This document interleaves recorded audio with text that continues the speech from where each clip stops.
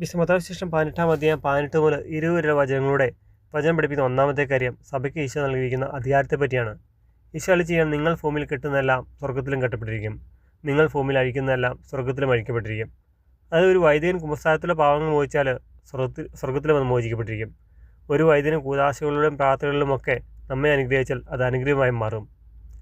അപ്പോൾ അവർ പിശാചുക്കളെ ബഹിഷ്കരിക്കുകയും ബന്ധിക്കുകയും ഒക്കെ ചെയ്താൽ അവ ബഹിഷ്കരിക്കപ്പെടുകയും ബന്ധിക്കപ്പെടുകയും ചെയ്യും.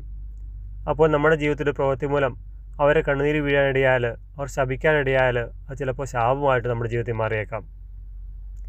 അവർ ചിലപ്പോൾ നമ്മളെപ്പോലെ തന്നെ കുറവുള്ളവരായിരിക്കാം, എന്നാൽ അവരുടെ ജീവിതം ദൈവത്തിനായിട്ട് സമർപ്പിക്കപ്പെട്ടതും അതിനായിട്ട് ദൈവം അവരെ തിരഞ്ഞെടുത്തതുമാണ്.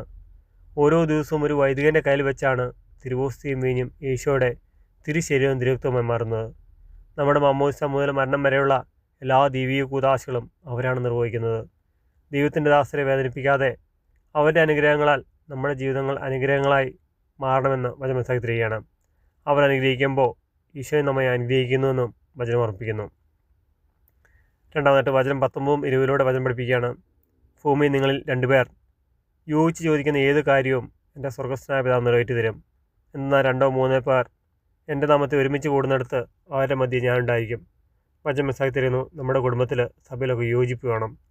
കാരണം 2 പേർ യോജിച്ച് ചോദിക്കുന്ന ഏത് കാര്യവും നമ്മുടെ സ്വർഗ്ഗസ്ഥനായ പിതാവ് നിറവേറ്റി തരും. അപ്പോൾ നമ്മുടെ ബലിയർപ്പണങ്ങളിൽ, പ്രാർത്ഥനകളിൽ നമ്മുടെ മധ്യ ഈശോ ഉണ്ട്.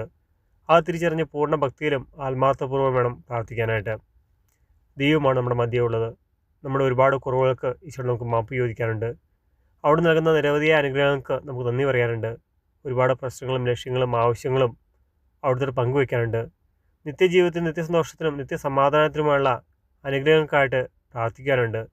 അത് നമുക്ക് കിട്ടേണ്ട സമയത്ത്, ദൈവം അത് കേൾക്കുന്ന സമയത്ത് പല വിചാരത്താലും പലവിധ ചിന്തകളുടെ പുറകെ പോയും അലസമായും പല വിചാരത്താലും പ്രാർത്ഥിച്ച് ഈ അനുഗ്രഹങ്ങൾ നഷ്ടപ്പെടുത്തരുത്. ഈശോ നമ്മുടെ പ്രശ്നങ്ങളും ആവശ്യങ്ങളും കേട്ട് അനുഗ്രഹിക്കാനായിട്ട് നമ്മുടെ മധ്യേ ഉണ്ട്. അതിൽ നാം ആത്മാർത്ഥത്തോടെ പ്രാർത്ഥിക്കണമെന്ന് വചനം ഓർമ്മിപ്പിക്കുന്നു. അതുപോലെ പ്രാർത്ഥനകൾ നമ്മുടെ ജീവിതത്തിൽ വളരെ അത്യാവശ്യമാണ്. കാരണം നാം പ്രാർത്ഥിക്കുമ്പോഴാണ് ഈശോ നമ്മളെ അനുഗ്രഹിക്കാനായിട്ട് നമ്മുടെ മധ്യേ വരുന്നതെന്നും വചനം ഓർമ്മിപ്പിക്കുകയാണ്.